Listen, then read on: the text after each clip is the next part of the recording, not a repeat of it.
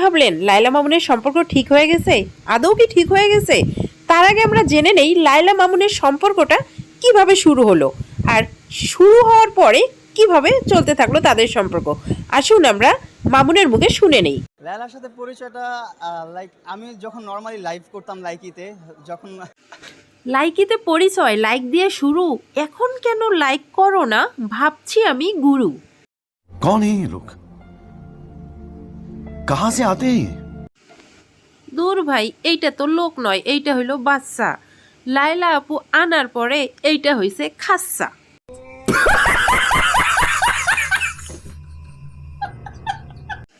আপনি ভাই হাসতেছেন, আমার ধরছে রাগ।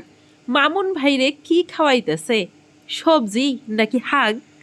শুধু লায়লা আপুই মামুনের সৌন্দর্য দেখে প্রেমে ভাসেনি, মামুনও লায়লা আপুর অসুন্দর চেহারার মধ্যে কিংবা বয়স্ক চেহারার ভিতরে যে একটা সুন্দর টাকাওয়ালা চেহারা আছে সেটা দেখেছেন এবং মামুন সেটা ফিল করেছেন। দেখেন মামুনের মুখে। ডাকলাম, ওর সাথে সম্পর্ক, একটা রিলেশন বিল্ড আপ করলাম আর কি।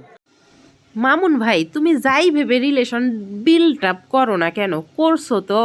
আর লায়লাও তোমারে পছন্দ করছে, পছন্দের মর্যাদাটা একটু থাকা দরকার ছিল।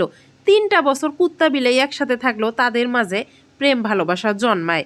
তো তোমরা 3টা বছর থাকার পরও কি সামান্যতম প্রেম ভালোবাসা জন্মাইলো না? যদিও লায়লা আপু তোমার প্রতি যথেষ্ট প্রেম ভালোবাসা আছে, তার চোখের পানি তার প্রমাণ।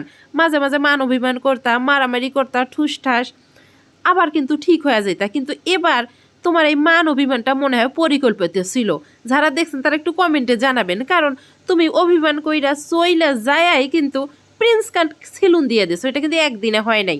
আর লায়লা আপু মাঝে মাঝে চোখের পানি ফেলে স্যাড মিউজিক বাজিয়ে কিন্তু ভিডিও দিছে।